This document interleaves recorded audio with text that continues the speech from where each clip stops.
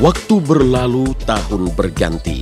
Namun di antara titik-titik kehidupan anak manusia, selalu ada ruang istimewa yang tak terlupakan. Verlita Evelyn misalnya, wanita berusia 29 tahun ini, menjadikan kota Surabaya sebagai ruang terindah dalam memori kehidupannya. Kota pahlawan dan segala denyut keramaiannya, bagai simfoni yang membuatnya selalu ingin kembali, seperti tetes darah di tubuhnya yang memerah menyimpan sejarah. Campuran sih sebenarnya. Mami itu dia Chinese Jawa, Jawanya Jawa Timur, arek Surabaya ceritanya. Makanya aku lahir besar di Surabaya. Kalau papi blasteran Indo-Belanda.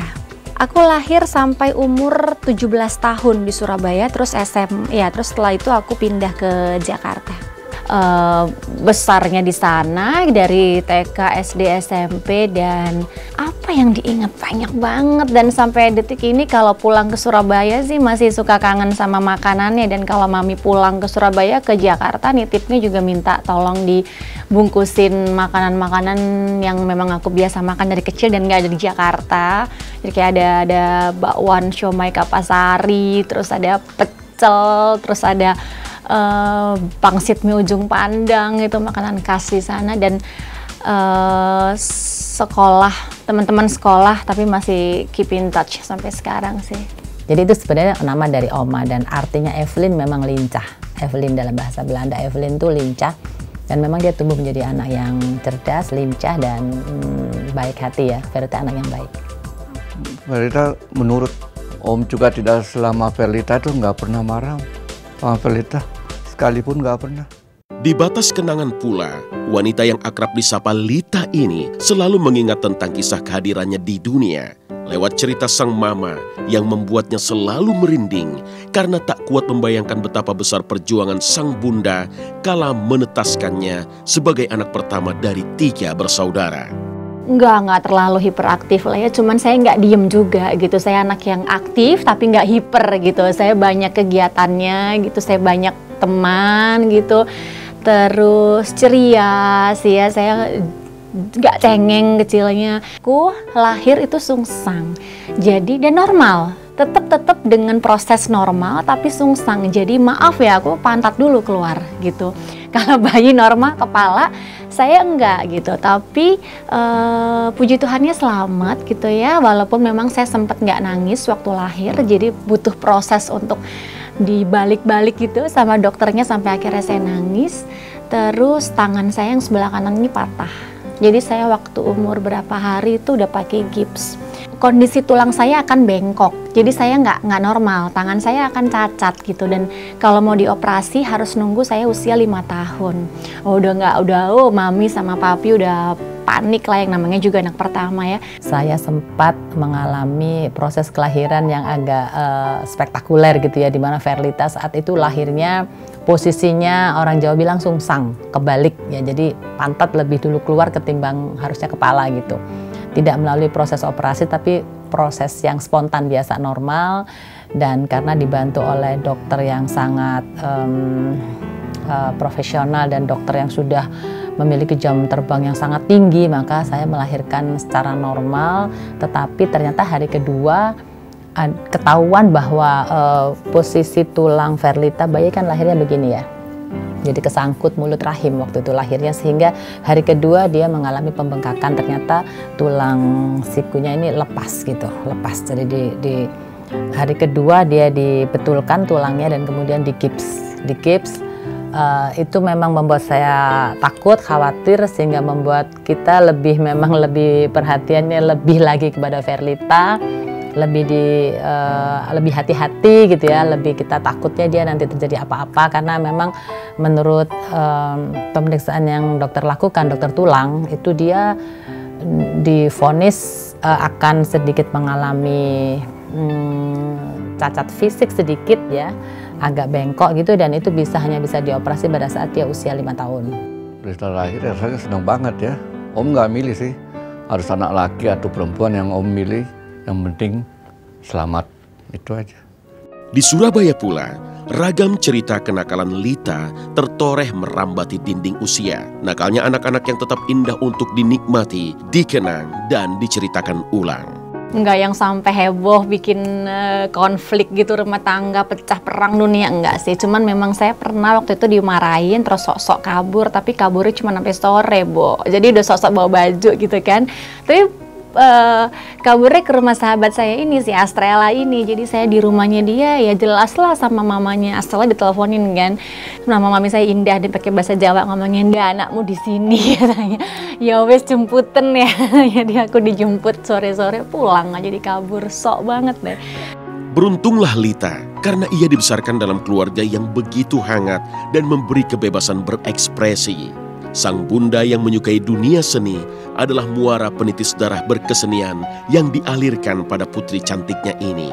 Mami sendiri juga darah seninya kuat banget gitu ya. Dia dari kecil udah nyanyi, walaupun memang dia sekarang profesinya bukan penyanyi, tapi tetap darah seni itu ada gitu. Jadi dari kecil tuh aku udah dilesin balet gitu kan. Les macam-macam sih, les piano juga, les drum lah gitu. Adik-adik aku juga mengalami hal yang sama, cuman aku lebih betah nari ternyata. Jadi aku piano nggak lama, les nggak lama berhenti, drum juga bosen berhenti. Tapi yang balet ini aku bertahan sampai aku umur 15 tahun. Terus aku les narinya jadi makin berkembang lagi, dan itu semua memang karena arahannya mami, dan karena memang dari kecil kita dibiasakan dengan suka nongkrong di lounge, denger live music gitu kan. Jadi aku terbawa suka lagu-lagu oldies gitu. Cuman nggak bisa nyanyi kayaknya gue, jadi cukup mami aja. Jadi lebih ke acting justru dan nari itu tadi. Tapi memang dari kecil kita sudah sangat terbiasa dengan kehidupan yang berbau seni. Sejak kecil dia pandai menari. Waktu saya masukkan, jadi waktu anak saya Verlita itu sudah bisa berjalan, saya lihat dia suka di depan kamera gitu ya, suka didandanin apapun dia betah. Kan ada anak kecil yang dikasih aksesoris dilepas. Verlita enggak. Dia lahir cantik sekali kayak boneka, terus dia rambutnya banyak dan kemerahan gitu kayak papinya ya. Kita dandanin gitu satu style gitu ya, dari mulai pita rambut sampai baju sampai sepatu dan lain sebagainya, itu dia betah. Dia suka dandan dan dia suka difoto.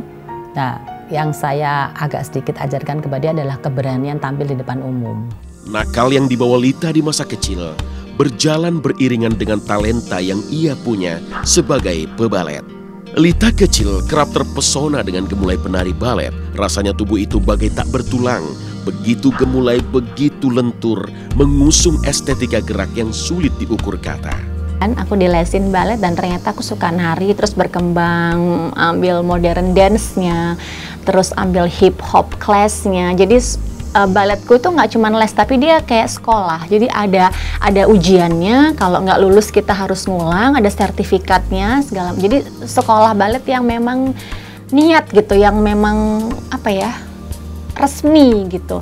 Jadi memang akhirnya aku mendalami itu sampai aku sempat diminta untuk jadi asisten gurunya. Jadi gurunya itu karena orang Chinese, jadi kita manggilnya Lause. Lause itu dalam bahasa Mandarin tuh artinya guru. Nah itu aku jadi asistennya dia, ngajar kelas-kelas yang bawahnya gitu, yang kecil-kecilnya. Lita yang mulai meremaja adalah Lita yang menawarkan banyak pesona. Maka tak heran jika ada mata di luar sana yang tertarik pada bakat berkeseniannya. Namun anehnya, bukan balet yang dibidik mata di luar sana, melainkan tawaran menjadi seorang model. SMP itu ada temennya mami sebenarnya, ini namanya Sony Raji, almarhum, sudah meninggal. Dia desainer, waktu itu dia desainer yang cukup terkenal ya, dari Surabaya. Jadi levelnya Om Sony, aku manggilnya Om Sony karena dia temennya mami. Aku masih kecil waktu itu, masih SD kelas 6 SMP baru masuk gitu. Dia lagi bikin show, itu kayak apa ya, kalau di sini tuh kayak JJF gitu loh, JFF, Jakarta Fashion, JFW, Jakarta Fashion Week lah, kayak gitulah semacam itu, aku nggak tahu, di Surabaya. Itu ada dia, ada Itang Yunus, ada Dodi Haikal, ada Barli. Barli itu sekarang di Jakarta. Mereka bikin show, terus aku diminta untuk jadi modelnya. Nari itu tetap menjadi hal yang plus point, added value dari seorang model bernama Verlita.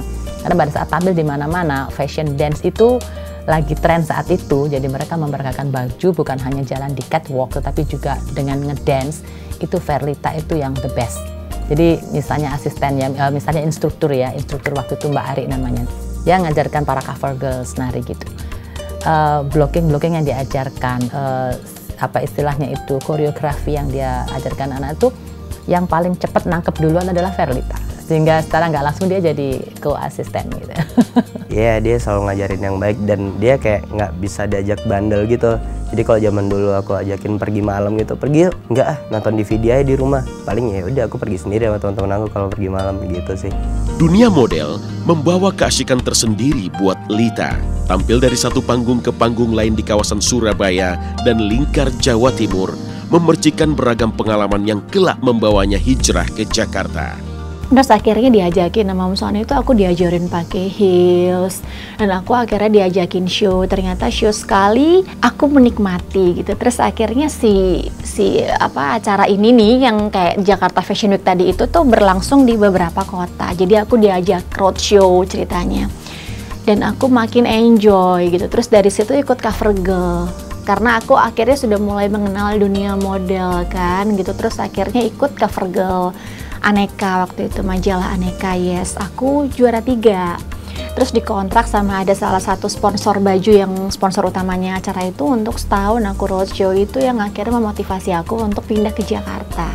Karena pada saat begitu dia terpilih sebagai salah satu cover girl itu, ada tawaran untuk ke Jakarta, maka dia mengambil kesempatan itu. Dan dia sendiri yang memutuskan kapan dia harus berangkat ke Jakarta. Saya memberikan advice, tapi dia tetap memberikan penjelasan kepada saya. Keputusan yang diambil bukan tahun depan, tidak menunggu SMA-nya selesai. Dia memilih kelas 3 sudah pindah ke Jakarta. Dan 1 tahun itu menjadi pertaruhan Verlita, apakah dia berhasil selama setahun itu untuk terus stay di Jakarta, atau kalau 1 tahun itu dia fail, tidak berhasil, maka dia akan kembali ke Surabaya dan kuliah. Itu sama Nicholas Saputra dong, dia sudah bintang kan, waktu itu kan saya belum.